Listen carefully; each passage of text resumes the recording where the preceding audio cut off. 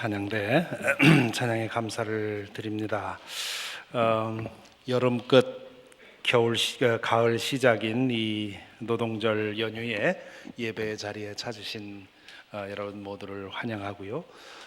또 여행 중에 방송으로 혹은 인터넷으로 예배하는 교우들에게도 인사를 드립니다. 이 가을에 더욱더 건강하시고 아름다운 그런 삶이 이어지기를 바랍니다. 미국에 맨 처음 왔을 때 외국인인 제 눈에 이상하게 보이는 것들이 참 많았습니다. 그중 하나가 노동절 연휴였습니다. 당시 한국에서는 5월 1일을 근로자의 날로 정해놓았지만 공휴일은 아니었습니다. 그런데 미국에서는 노동절 연휴를 메모리얼 위켄드와 4th of July 위켄드만큼이나 중요한 날로 지키고 있었습니다. 여름이 끝나기 전에 마지막 연휴라는 점도 노동절 연휴가 중요해진 이유일 것입니다. 하지만 미국 노동의 역사를 읽고 나서야 그 이유를 제대로 알게 되었습니다. 미국에서의 노동절은 억압받고 착취를 당하던 노동자들이 인간으로서의 정당한 권리를 인정받기 위해서 투쟁해온 결과로 얻어낸 것이었습니다. 뉴욕시에서 처음으로 노동절이 지켜진 것이 1882년이었다고 하는데요. 당시만 하더라도 대다수의 노동자들은 하루도 쉬지 않고 주 7일 그리고 매일 12시간 이상씩 고역에 시달려야 했고요. 그에 대한 대가도 제대로 받지 못했습니다. 적게는 5살짜리 어린아이도 노동 현장에 고용되곤 했다는 것이지요. 처음에는 일자리를 얻는 것으로 만족했지만 착취와 억압이 지속되면서 노동자들은 인간다운 대접을 요구하기 시작을 했습니다. 노동절 연휴는 노동자들이 연대하여 파업을 하고 그러면서 우리에게도 쉴 권리가 있다고 주장을 했던 그런 것으로부터 시작이 됩니다.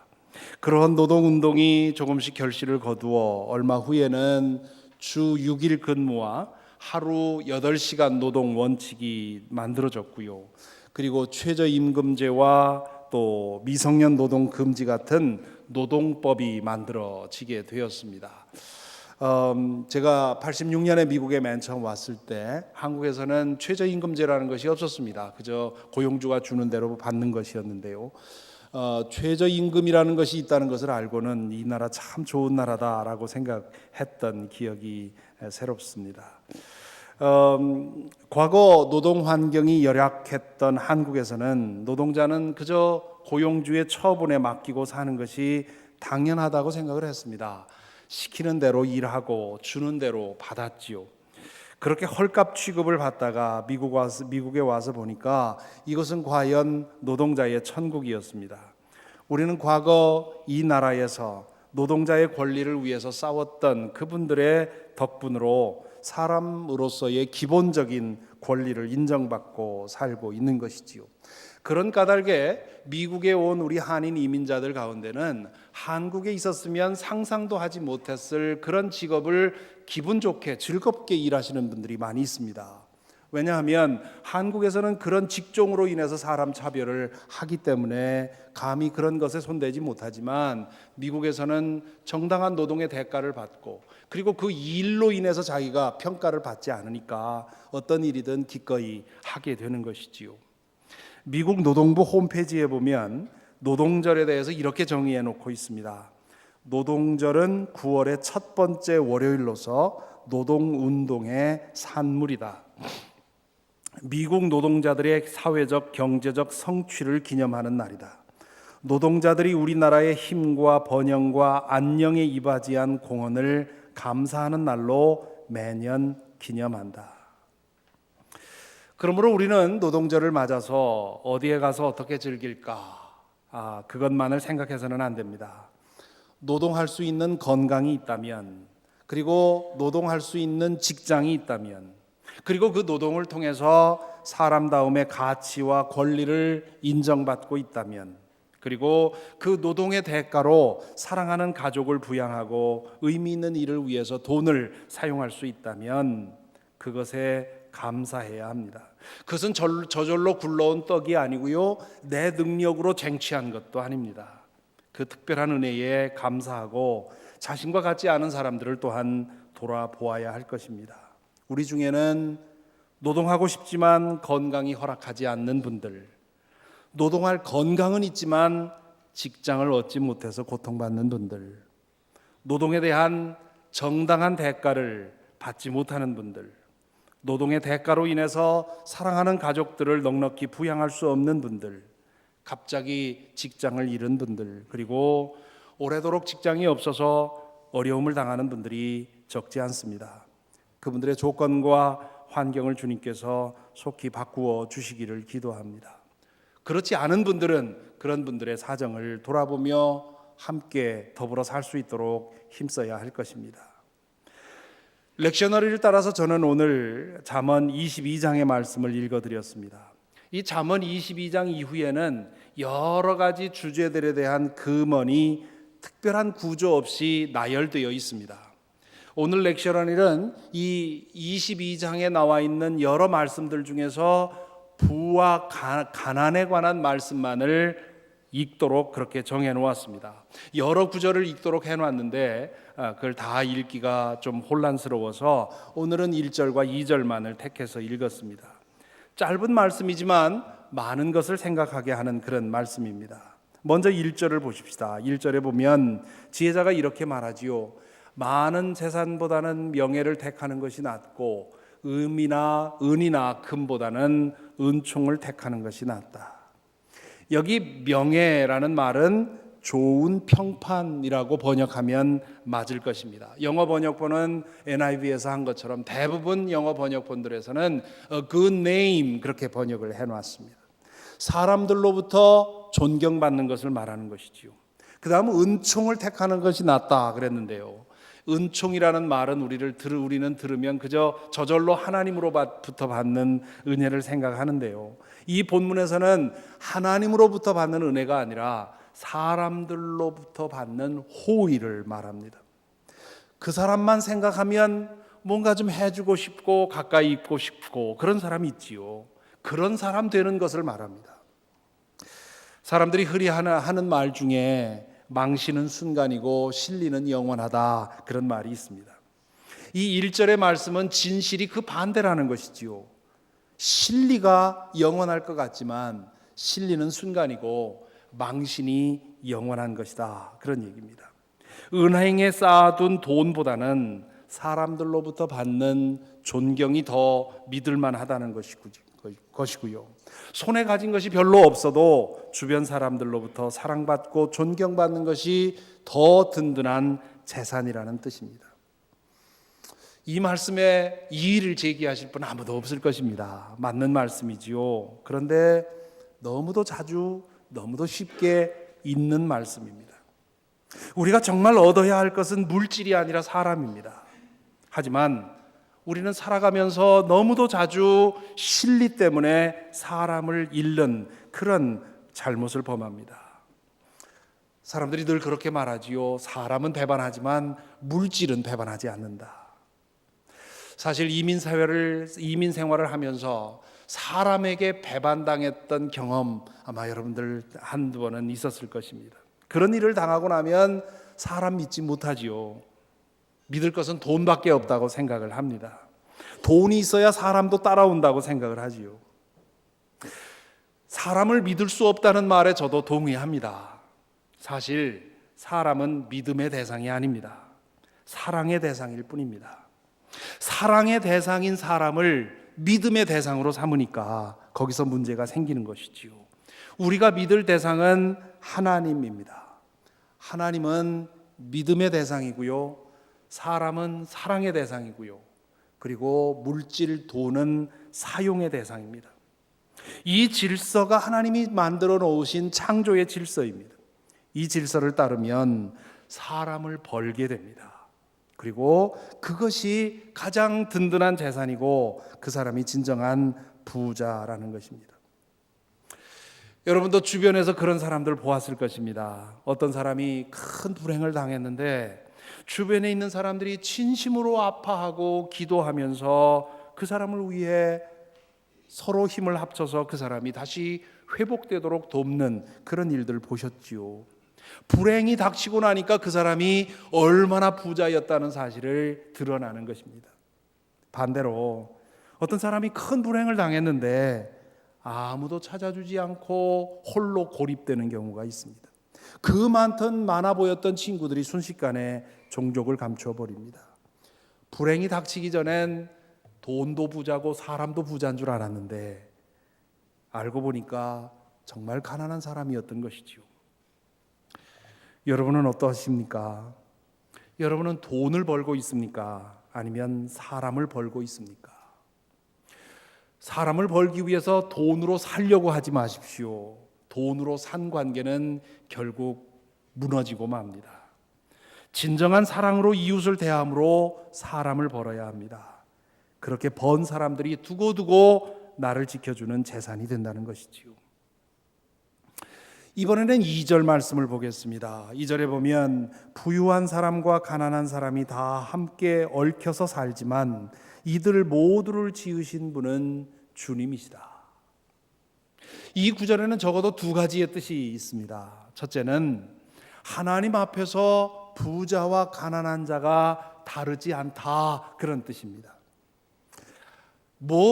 그 당연한 말씀을 하십니까? 이렇게 질문할 분이 계실지 모르겠습니다. 하지만 과거 이스라엘 사람들에게 이 말씀은 뜻밖의 말씀으로 들렸을 것입니다. 왜냐하면 그들은 부는 하나님의 축복이고 가난은 하나님의 징벌이라고 생각을 했기 때문입니다. 불행하게도 오늘날에도 교회 안에서 그런 식으로 설교하는 분들이 계시지요. 또 그렇기 때문에 그렇게 믿는 사람들이 많이 있습니다. 오늘 말씀은 그러한 오해를 수정해 줍니다. 부와 가난은 하나님께서 각 사람에게 맡겨주신 분복이라는 것이지요. 따라서 하나님 앞에서 내가 부자라고 해서 으스대거나 그렇지 않은 사람들을 하시해서는 안 된다는 것이고요. 가난하다고 해서 다른 사람 앞에서 주눅들 이유가 없다는 것입니다. 그래서 NIV 성경에서는 이렇게 번역하지 않습니까? Rich and poor have this in common. The Lord is the maker of them all. 부와 가난의 공통점이 있으니 주님께서 그 둘을 모두 만드셨다는 것이다. 둘째로 하나님 앞에서 부자와 가난한 자가 다르지 않으므로 서로 어울려 살도록 힘써야 한다 하는 말씀이 2절에 암시되어 있는 의미입니다. 2절의 전반부를 번역하면 이렇습니다. 부자와 가난한 자가 함께 만난다. The rich and the poor meet together. 지금도 그렇고 과거에도 그랬습니다만 사람들의 이 타락한 본성은 우리로 하여금 그저 끼리끼리 만나 모이게 만듭니다. 유유상종이라고 하지요. 무의식 중에 그렇게 되는 경우가 많고요. 또 의식적으로 자신과 다른 사람들을 몰아내고 자기가 같은 사람들끼리 어울리는 그런 경향이 우리 인간의 타락한 본성이 드러내주는 그런 모습입니다. 무심코 타락한 본성을 따라가다 보면 그저 나와 같은 사람들끼리 어울리게 되는 것이고요. 그리고 그렇게 나와 같은 사람들끼리 어울리다 보면 세상이 다 그런 줄 알고 죄를 짓게 된다는 말이죠. 오늘 우리가 사는 사회를 잠깐 돌아보시기 바랍니다. 왜 이런 말씀이 성경에 기록되었는지 알 수 있을 것입니다. 우리가 사는 미국 사회는 가진 자와 가지지 못한 자, 배운 자와 배우지 못한 자, 화이트 칼러와 블루 칼러, 인종과 종교 같은 것을 기준으로 해서 수없이 나뉘고 갈려져 있습니다. 심지어 교회조차도 인종적으로 혹은 사회 계층적으로 나뉘어 있는 경우를 많이 보게 되지요. 마르틴 루터 킹 목사님이 한참 인권운동을 할 때 하신 말씀이 있습니다. 아주 유명한 말인데요. 기독교적인 미국이 가장 심하게 분열되는 시간이 주일 아침 11시라는 사실은 공포스러운 일입니다. 주일 아침 11시가 언제입니까? 미국의 모든 사람들이 아침 예배를 드리기 위해서, 주일 예배 드리기 위해서 나서는 시간입니다. 그 시간에 미국이 가장 분열된다는 거죠. 백인은 백인끼리, 흑인은 흑인끼리, 가진 자는 가진 자끼리, 가지지 못한 자는 가지지 못한 자끼리. 이것이 교회라면 교회는 교회의 자격을 잃어버리는 것이지요. 믿음이라고 하는 것은 성령의 능력으로 우리의 원죄의 증상을 극복하고 하나님께서 지으신 원래의 질서로 돌아가는 것입니다. 하나님이 어떤 분이신지를 알고 예수 그리스도의 은혜를 경험한 사람이라면 자기와 비슷한 사람들 혹은 자기에게 편한 사람들과만 어울려 살려는 우리의 본성을 거슬러서 의도적으로 나와 다른 사람들, 나만 못한 사람들, 그들과 만나고 함께 어울려 살도록 힘써야 한다는 것이지요. 교회 안에서 먼저 그런 차별과 구별을 극복하고 그리고 그 능력으로 세상에 나가서 그 장벽을 허무는 것, 이것이 하나님께서 그의 제자들에게 보고 싶어하는 일이라는 것입니다. 노동절 주말에 이 잠언 22장 1절 2절의 말씀을 묵상하면서 그리스도인이 노동에 대해서 그리고 그 노동의 열매에 대해서 어떤 생각과 태도를 가지고 살아야 하는지를 질문하게 됩니다. 첫째로 오늘 이 말씀을 통해서 우리는 밥벌이 수단으로 전락한 우리의 노동을 하나님의 거룩한 소명으로 구출해내야 한다는 사실을 깨닫습니다. 어떤 사람들은 우리의 노동이 아담에게 하나님께서 주신 징벌, 창세기 3장에 나오는 그 징벌로부터 시작된 것이라고 생각을 합니다. 그래서 이 노동은 어쨌든 없애버리면 좋을 것, 하지 않으면 좋을 것이라고 생각을 합니다. 그래서 많은 사람들이 특히 능력 있는 젊은이들이 40까지 열심히 벌고 그 번 돈으로 나머지 시간은 늘 즐기겠다고 그렇게 꿈꾸는 사람들이 얼마나 많습니까? 아닙니다. 노동은 우리의 죄에 대해서 하나님이 주신 형벌이 아니라 창세기 1장에서 하나님께서 천지를 만물을 지으시고 인간에게 이 모든 것을 관리하라고 하신 그 명령에서부터 시작된 것입니다. 그 노동이 분화되어서 오늘 우리가 행하고 있는 직업으로 이어져 온 것이지요. 저는 기회에 있을 때마다 모든 직업은 하나님께서 기뻐하시는 성직이라는 말씀을 드리곤 합니다. 그러므로 직장에 나가서 일을 시작할 때 그것이 어떤 직장이든지 내 직장에 가서 일을 시작할 때 이것이 나의 성전이다 라고 생각을 해야 되는 것이고요. 직장에서 사람들을 대할 때 이 사람들이 하나님께서 나에게 맡겨주신, 나로 하여금 섬기라고 주신 하나님의 백성이라고 생각을 해야 되는 것이고요. 직장에서 일을 대할 때마다 이것은 내가 오늘 섬겨야 할 나의 제사요, 나의 예배라고 생각을 해야 됩니다. 그렇게 정성을 다할 때 우리는 노동 현장에서 탁월성을 이루게 될 뿐만 아니라 그 노동을 통해서 매일매일 기쁨과 보람과 의미로 우리의 인생을 충만하게 만들 것입니다. 그런 노동은 아름다운 것이고 거룩한 것입니다. 우리가 노동 현장에서 하나님께 바쳐야 할 첫 번째 선물은 바로 우리에게 주어진 노동을 하나님께 드릴 제사와 예배로서 기쁨으로 성실하게 감당하는 것입니다. 며칠 전에 저의 그 발 상태가 좀 좋지 않아서요. 오래 걸으면 좀 아픕니다. 그래서 이 발 상태에 맞는 신발을 좀 찾기 위해서 백화점에 갔습니다. 신발 코너에서 동양인 청년이 저를 맞으면서 저의 상태를 물어가면서 여러 가지 그 아이디어를 줍니다. 그 청년이 하는 말을 통해서 저는 이 사람이 발과 신발에 대해서는 다 알고 있는 것 같은 그런 느낌이 들었습니다. 얼마나 자신 있게 세세하게 설명을 해주는지요. 그리고 제 발의 상태에 맞는 제품을 찾아주기 위해서 그 창고와 매장을 오가서 여러 번 오락가락하면서 저에게 딱 맞는 것을 찾아주기 위해서 아주 기쁘게 감당을 합니다. 저는 그 청년의 태도에 참 감동을 했습니다. 그래서 신발을 사들고 맞는 것을 찾아가지고 나오면서 그 청년에게 한마디 해줬습니다. You are very professional. I like you. I love your work ethic. 그러면서 그 청년이 이렇게 자기 이름을 써주면서 이 카드를 만들면 무슨 도움을 준다고 그래서 아마 그 카드를 제가 가입하면 그 청년에게 조금이라도 뭐가 갈 것 같아서 가입도 하고 그랬습니다. 제 마음에서 우러나오는 칭찬이었습니다. 제가 그 청년의 사정을 알지 못합니다. 아마 그 청년은 그 직장을 자신의 평생 직장으로 여기지 않고 있을지도 모릅니다. 정말 하고 싶은 일이 있는데 그걸 하지 못해서 잠시 거기서 아르바이트하고 있는지도 모르겠습니다. 하지만 그 직장에 있는 한 자신에게 맡겨진 일을 최선을 다하기 위해서 그 모든 정보를 마스터하고 그리고 귀찮고 힘든 일도 마다하지 않고 그 자기에게 맡겨진 그 한 사람을 만족시키기 위해서 힘쓰는 것을 보았습니다.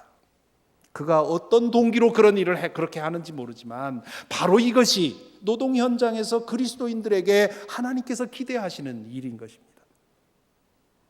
둘째로 노동의 대가로 얻은 것을 우리는 바르게 사용해야 합니다.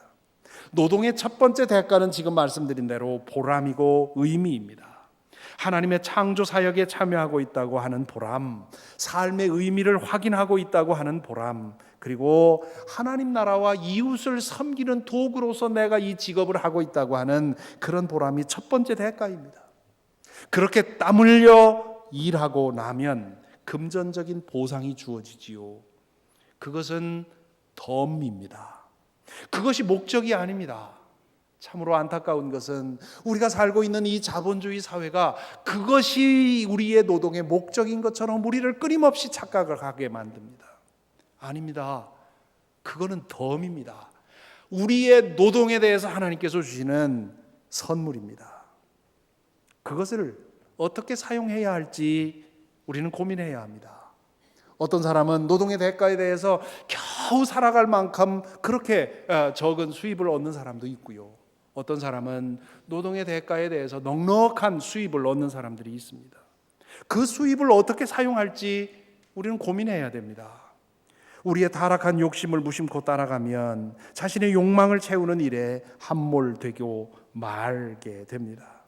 노동의 대가로 손에 쥐어지는 수입을 내 땀 흘려서 번 내 돈이라고 생각하면 안 됩니다. 그것은 하나님을 믿지 않는 사람들이나 하는 일이 그 생각이고요. 사실 하나님을 믿지 않는 사람들 중에도 그렇게 생각하지 않는 사람 많습니다. 이건 내가 사회에 진 빚이라고 생각하는 사람도 많은데요. 그러므로 하나님을 믿는 사람이라면 더더욱 그렇게 생각해서는 안 됩니다. 나 혼자만 즐기라고 주어진 것이 아니라, 내가 얻은 것이 아니라 하나님께서 나와 내 가족과 그리고 이웃을 위해서 나에게 맡겨주신 선물이라고 생각을 해야 되는 것이지요. 그 선물을 어떻게 사용할지 알기 위해서 오늘 말씀은 부자와 가난한 사람이 함께 어울려 살아야 된다고 얘기를 하고 있는 것입니다. 지난주에 제가 읽고 있는 The Christian Century라고 하는 저널에서 아주 공감되는 이야기를 읽었습니다. 30년을 함께 산 아내가 이 브레인 애뉴리즘, 이 동맥류로 인해서 거의 목숨을 잃을 뻔했습니다. 이 피터 마티라고 하는 목사의 이야기인데요. 그는 아내를 죽음의 경계선에 넘겨줄 수 있는 그런 상황에서 아이들과 자녀들과 함께 그런 최악의 경우를 준비해 가면서 기도하고 묵상하면서 인생이란 나에게 주어진 소유물이 아니라 주어진 기간 동안 함께 누리다가 놓고 가는 것이라는 사실을 알게 되었다고, 확인하게 되었다고. 그래서 인생은 함께 나누도록 주어진 선물이다. A gift to be shared. 그것을 깨달았다고 아주 잔잔하게 글을 써놓고 있었습니다. 그래서 이제 18개월 동안의 치료 중에 치료를 통해서 완치 판정을 받은 아내를 바라볼 때마다, 과거에도 My Susan, My Darling 그렇게 불렀는데, 과거에는 내 소유인 것처럼 그렇게 불렀지만 이제는 똑같이 My Susan이라고 부르지만 이제는 내 소유가 아니라 하나님께서 주어진 기간 동안 나와 함께 더불어 살도록, 그리고 때가 되면 놓고 가야 되는 그런 하나님의 선물로서 조금 더 루즈하게 사랑하게 되었다고. 사랑의 강도는 더 깊어졌지만 아내를 대하는 태도가 좀 더 루즈해졌다는 그런 얘기를 했습니다. 이수기를 제 페이스북에 링크해 놓고요. 그리고 배우자만이 아니라 돈과 모든 것이 다 그렇지 않느냐 하는 그런 글을 써놓았더니 어떤 분이 댓글에 그랬습니다. 그런데 다 동의하는데 그 선물이 마음에 들지 않으면 어떻게 합니까? 누구를 생각하고 그렇게 썼는지 아니면 무엇을 생각하고 그렇게 썼는지는 모르겠습니다. 그 괜찮은 질문이어서 좀 생각을 해봤습니다. 근데 그것을 주신 분이 하나님이라면 내가 볼 때 혹시 내 마음에 들지 않을진 몰라도 주신 하나님께서는 나에게 가장 좋은 것을 주신 것이 아닐까, 그것을 좀 찾아볼 필요가 있겠다, 그런 생각을 했습니다. 그 선물은 나 혼자 사용하라고 주신 선물이 아닙니다. 함께 나누도록 주신 것이지요. 나의 시간도 그렇고 나의 물질도 그렇고 나의 생명도 그렇습니다. 주어진 것에 감사하고 주어진 분량에 자족하고 주어진 기간 동안 감사하게 누리고 때가 되면 놓고 가는 것이지요. 노동의 대가로 인해서 주어진 돈에 대해서도 그렇게 생각해야 합니다. 내 돈이 아니라 하나님께서 나에게 맡겨주신 선물입니다.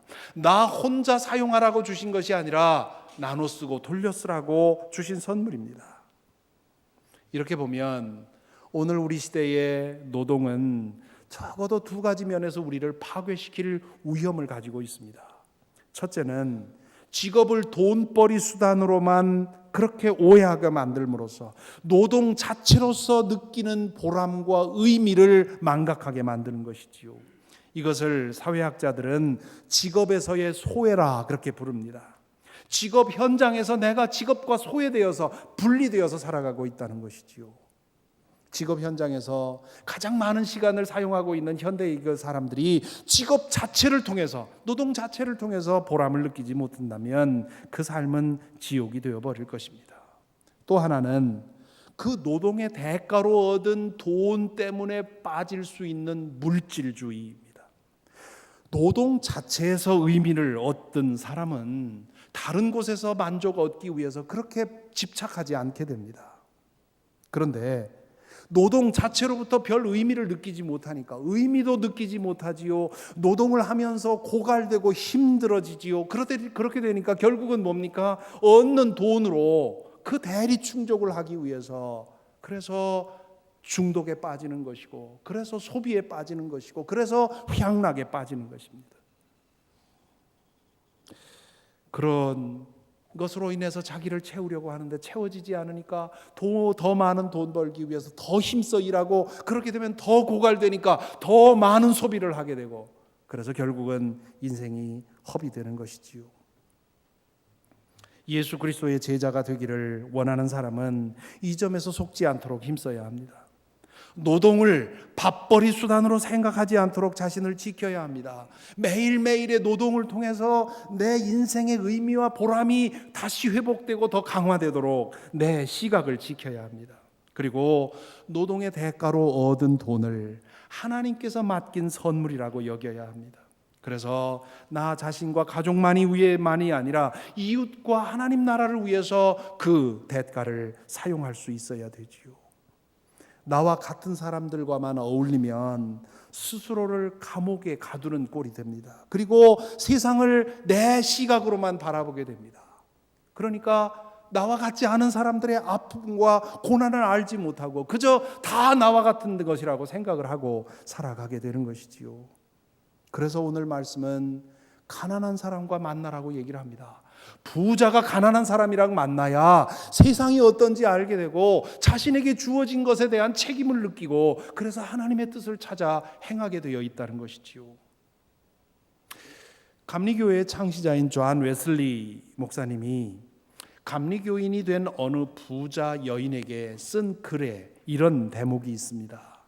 읽어 드릴 테니까 들어보시기 바랍니다. 당신의 대화가 교양 있고 품위 있는 사람들에게만 한정되지 않게 하십시오.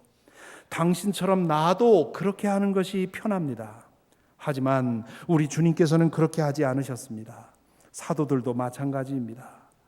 나의 사랑하는 자매여, 당신도 나와 함께 그분이 사신 것처럼 사시기 바랍니다. 저는 당신이 가난한 사람들과 더 많이 만나기를 원합니다. 그들은 만일 복음을 맛보지 않았다면 당신이 천국으로 보내야 할 영혼들을 가지고 있습니다. 사실 그들 중 많은 이들이 믿음을 가지고 있습니다. 그 사람들은 당신이 아는 어떤 사람들보다 더 많이 하나님을 사랑하고 있습니다. 이 사람들 사이에 파고 들어가십시오. 진흙더미 속으로, 그리고 구역질나게 하는 수많은 환경 안으로 들어가십시오. 그곳에서 당신의 숙녀됨을 벗어버리십시오. 교회는 가난한 사람과 부유한 사람, 지식이 높은 사람과 지식이 없는 사람, 유명한 사람과 무명한 사람이 서로 만나는 곳입니다. 만일 같은 부류의 사람들만 모인 교회라면 교회라고 불릴 이유가 교회 자격이 없습니다. 교회로 모여서 같은 부류의 사람들끼리만 어울린다면 그건 교회의 자격을 잃어버립니다. 여러 부류의 사람들이 함께 어울려서 나와 같지 않은 사람들에게 적극적으로 파고 들어가서 자신을 소개하고 그 사람을 알고 함께 그 사람의 이야기를 듣고 더불어 살아가는 것, 이것이 제자 공동체입니다. 그래야만 세상을 바로 보게 되는 것이지요. 여러분, 목회자도 그렇고요, 지도자도 그렇고, 이 지도자의 위치에 서 있는 사람이 특권층과만 어울리면 안 된다고들 말하지요. 왜 그렇습니까? 특권층들과만 어울리면 세상을 그 눈으로만 보기 때문입니다. 그렇기 때문에 가난한 사람들, 없는 사람들, 병들고 냄새나는 사람들에게 파고 들어가서 그 사람들의 이야기를 들어야만 세상이 어떤 줄 알게 된다는 것이지요. 목사가 그래야 하고 지도자가 그래야 한다 하면 사실은 예수 그리스도를 믿는 우리 모두가 그래야 합니다. 여러분들이 교회로 모여서 내가 누구를 만나고 있는지 다시 한번 생각해 볼 중요한 말씀이라고 믿습니다. 몇 달 전에 어느 날 장로 기도회에서 우리 교회 어느 장로님이 나누신 말씀이 기억이 납니다. 그분의 따님이 저 서부 샌프란시스코에 사시는데요, 딸과 사위가 두 사람 모두 탁월한 사람들이어서 실리콘밸리에서 일하면서 두 사람이 받는 연봉이 어마어마하다고 합니다. 수입이 넉넉하다 보니까 집도 값비싼 집을 사고, 그리고 고급 차를 타고 다니고, 연휴마다 가족여행을 즐기고요, 그리고 비행기를 탈 때면 온 가족이 항상 1등석을 타고요, 그리고 최고급 호텔에서 아주 호화롭게 사치스럽게 우리 이거 즐길 자격이 있다고 생각하면서 즐겼다는 거지요. 처음에는 자식들이 그렇게 성공한 것이 참 좋았는데 시간이 지나면서 걱정이 되었다는 거지요. 우리 아이들이 이 물질주의에 빠져서 하나님도 잃고 저 많은 물질을 자기들만 위한 것으로 생각하고 살아가면 어찌 되나 싶어서 기도했다는 겁니다.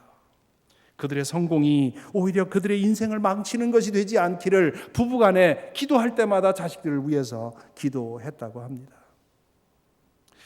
그 기도가 좀처럼 이루어지지 않아서 조바심이 많았다는 것이지요. 그러다는 어느 날 딸로부터 전화가 왔습니다. 우연한 계기로 탈북 아동에 관한 영상을 보았는데 그 처지가 너무도 불쌍해서 내 마음이 찢어졌다, 그 말을 하면서 울먹이더라는 겁니다. 그리고는 우리 부부가 셋째 아이를 계획해 놨는데 셋째를 낳지 않고 이 어려운 아이 중에 하나를 어답트하기로 했다고, 그리고 앞으로 이 어려운 아이들을 위해서 우리가 뭔가를 좀 해야 되겠다고 그렇게 결심하게 되었다고 전화를 하더라는 겁니다. 그 얘기를 듣고 이 장로님 부부가 너무너무 감사했다고, 그래서 장로기도에서 그 얘기를 나누면서 우리 아이들이 이것을 출발점으로 해서 물질주의로부터 빠져나와서 자신들에게 주어진 물질을 이 하나님 나라와 이웃을 위해 사용하게 그렇게 하게 해달라고, 기도 좀 해달라고 부탁을 하셨습니다. 부자와 가난한 자가 서로 만난다. 왜 그런 말씀이 성경에 쓰여 있는지 이 이야기는 우리에게 잘 말해주고 있습니다. 존 웨슬리 목사님이 왜 부자 교인에게 가난한 사람들 사이로 파고 들어가서 그 사람들의 이야기를 들어보라고 했는지 또한 알 것 같습니다. 우리의 생명과 우리의 모든 소유는 하나님께서 맡겨주신 선물을 잊지 말고 이웃과 더불어 나누며 베풀며 살아가게 하기 위한 것입니다. 그것이 사람을 버는 일입니다. 우리는 미국에 와서 어쨌든 가난으로부터 벗어나기 위해서 내 삶의 형편을 어떻게든 끌어올리기 위해서 노력을 했는데 그것만이 우리의 목적이 아니라는 것, 오늘 말씀은 우리에게 말해주고 있습니다. 부디 저와 여러분 우리 모두가 우리의 은행 잔고는 다 다르지만, 우리가 받는 수입은 다 다르지만 모두 다 똑같은 그런 부자가 되었으면 좋겠습니다. 사람 버는 부자, 하나님 나라의 재물을 쌓는 부자, 그런 부자가 되기를 간절히 기원합니다. 기도하겠습니다.